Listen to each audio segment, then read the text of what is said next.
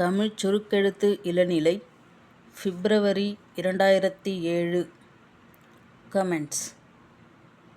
பேரன்பு மிக்க பெரியோர்களே, சமூக நல ஆர்வலர்கள் கருத்தரங்கில் கலந்து கொண்டு சிறப்புரை என்ற முறையில் அரசின் நடவடிக்கைகளை எடுத்துரைக்கும் அரிய வாய்ப்பினை பெற்றமைக்காக நான் பெருமகிழ்ச்சி அடைகின்றேன்.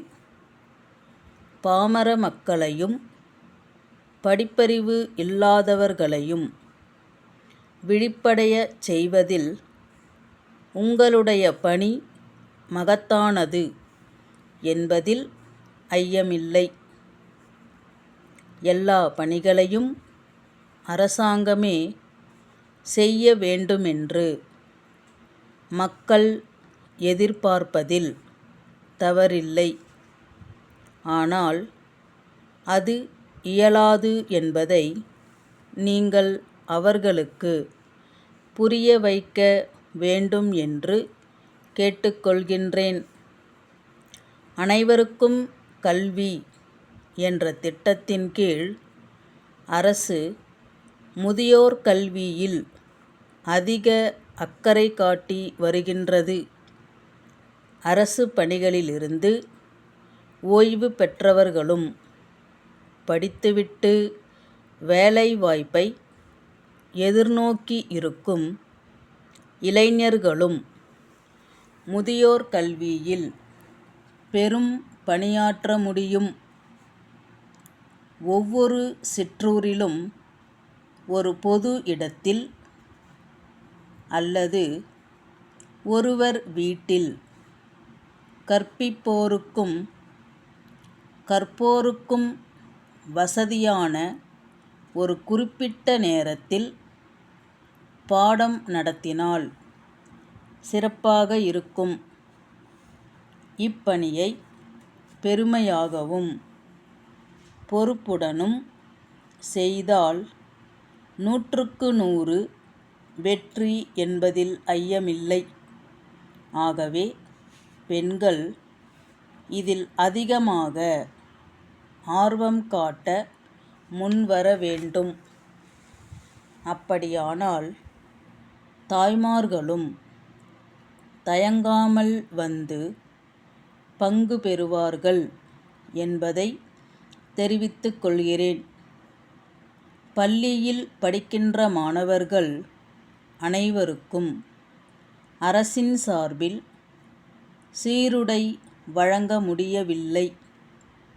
அரசு வழங்கியது போக மீதியுள்ளவர்களுக்கு சமூக நல ஆர்வலர்கள் தர்ம சிந்தனையுள்ள செல்வந்தர்களை அணுகி அவர்களுடைய உதவியினால் சீருடை வழங்க ஏற்பாடு செய்யலாம். படிப்பறிவு இல்லாத பெற்றோர்களின் குழந்தைகளுக்கு மாலை வேளைகளில் எழுத்தறிவை ஊட்டலாம். இப்படி செய்தால் அரசின் செலவும் ஆசிரியர்களின் சுமையும் குறையும் என்பதை சுட்டிக்காட்ட விரும்புகிறேன். அண்மையில் ஒரு கல்லூரி நிகழ்ச்சியில் கலந்து கொள்ளும் அரிய வாய்ப்பு எனக்கு கிடைத்தது. சமுதாயத் தொண்டில் ஈடுபாடு கொண்ட ஒரு பேராசிரியரின் முயற்சியினால் அக்கல்லூரி மாணவர்கள் அளித்த நிதியிலிருந்து அருகிலுள்ள ஊராட்சி ஒன்றிய பள்ளியின் 60 குழந்தைகளுக்கு சீருடை வழங்கப்பட்டதை பார்த்தேன். மாணவர்களிடையே இப்படிப்பட்ட சேவை மனப்பான்மை வளர எதிர்காலத்தில் நம்முடைய கல்வி முறையிலே உரிய மாற்றங்கள் கொண்டு வரப்படும் என்பதை தெரிவித்து என் உரையை முடித்துக் கொள்கிறேன். சென்னை பாரிமுனையிலுள்ள ராகவன் மின்னணு கருவிகள் நிலைய மேலாளருக்கு மதுரை தெற்கு தெருவிலிருக்கும் மதுரை வீரன் மின்னணு பொருட்கள் முகவரமைப்பு மேலாளர் எழுதும் கடிதம். அன்புடையீர், வணக்கம்.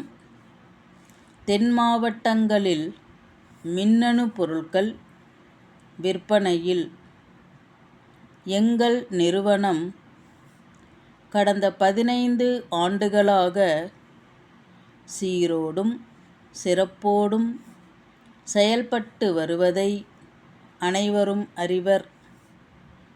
தொலைக்காட்சி பார்க்கும் வசதி, புகைப்படம் எடுக்கும் வசதி, செய்திகளை பதிவு செய்யும் வசதி போன்ற அதிநவீன தொழில்நுட்பங்களுடன் கூடிய தொலைபேசிகள் தங்களது நிறுவனத்தில் விற்பனை செய்யப்படுவதாக அறிகிறோம். அது பற்றி எங்கள் வாடிக்கையாளர்கள் விசாரித்த வண்ணம் உள்ளனர். ஆகையால் தாங்கள் அத்தகைய 10 தொலைபேசிகளையும் அவற்றிற்கான விலை பட்டியலையும் உடனே அனுப்பி வைக்கும்படி கேட்டுக்கொள்கின்றோம்.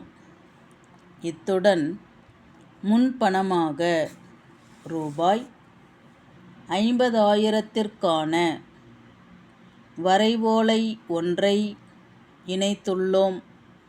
தங்கள் நம்பிக்கையுள்ள ஸ்டாப்.